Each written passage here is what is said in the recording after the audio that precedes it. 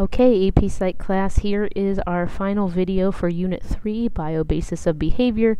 We are finally in Part C, which is on genetics and behavior. So not a whole lot of information left in Unit 3, and many of these pieces of information will be reviewed from your biology class. So let's take a look here and see what we've got.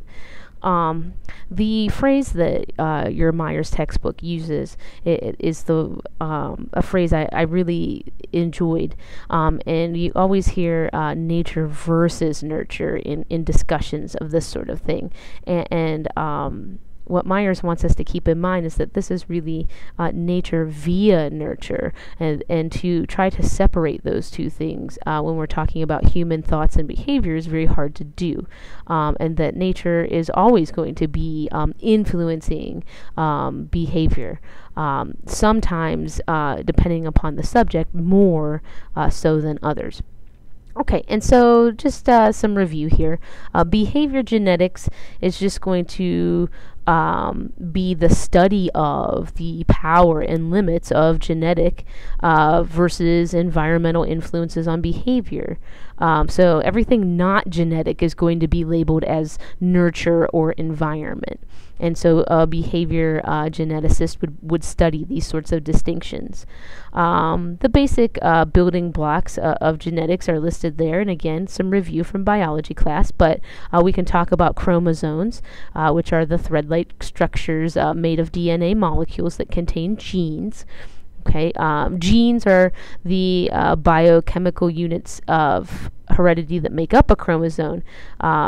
They're segments of DNA that are capable of synthesizing a protein.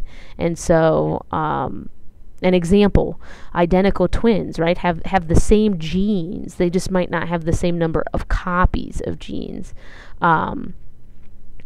If you also remember from your 40 studies readings, do you remember there was one about how the environment has virtually no discernible impact on a child's personality, right? That nature is making us the unique person that we are, but that nurture, the environment, your parents primarily, are affecting things like your attitude, your values, your manners, your faith or your religion, your political views, and so really the totality of you as a individual is a result of both of these. But if we wanted to solely look at personality, we could look at simply genetics as a result of that.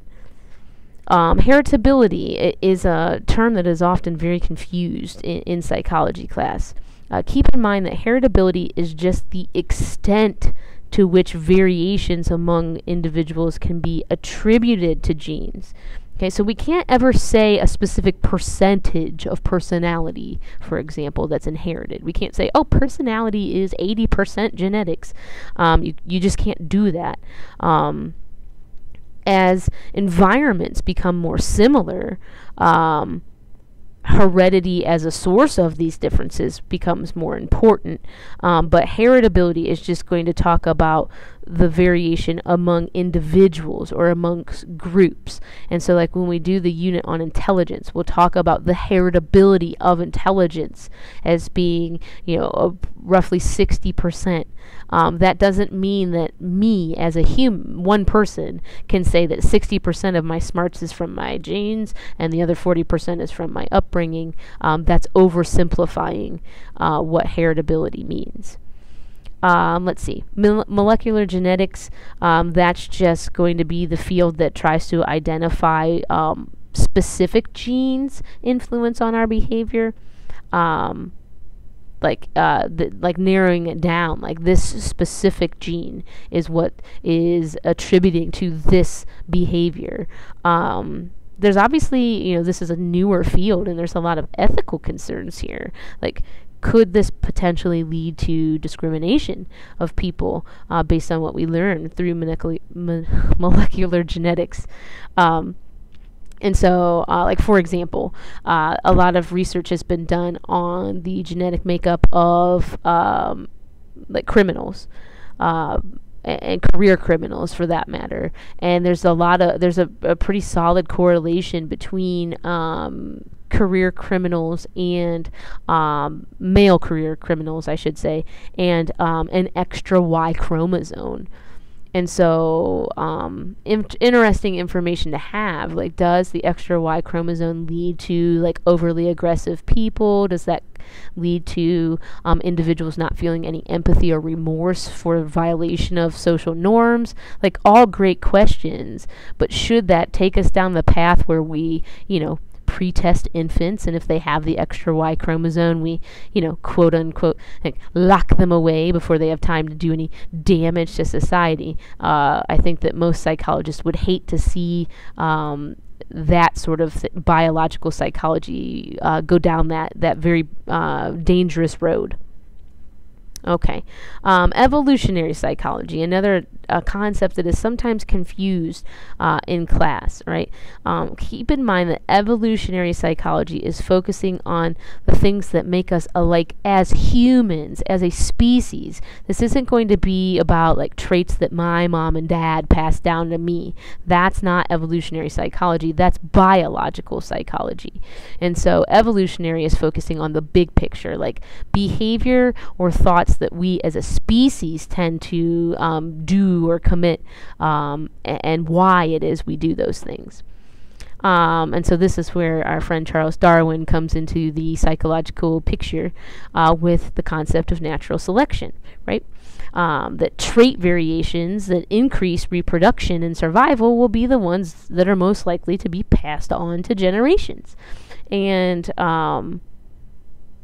like in the world of dog breeding, right? Like the characteristics and traits of specific breeds, being a result of, being necessary for their survival, and being the ones that were passed on to future generations of that breed of dog. And so looking at, current times, we can, label specific breeds of dogs as having specific traits as a result of this. So people are no different.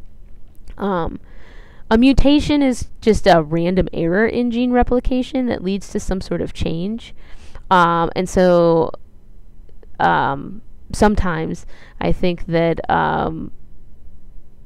some of the things that we still do as a human species may not necessarily play a role in our survival in current times. And so maybe hundreds of thousands of years down the road, if people still exist as a species, we'll see changes to that sort of genetic makeup as a result of leading to the survival of the species. The only one I can think of off the top of my head, it's not psychologically related, but skin color, race is a genetic mutation that was needed for the survival of people as they migrated across the world from the cradle of civilization. Okay, a critique of the evolutionary perspective is that sometimes this isn't the best way to study people, in that we have a lot of these outdated tendencies, right? That sometimes we're genetically prepared for a world that no longer exists, and to wait on genetics to catch up with environment, takes generations upon generations before you see that sort of change. And so maybe not the best approach for helping people with specific behavior and mental processes. It just kind of explains why it's happening.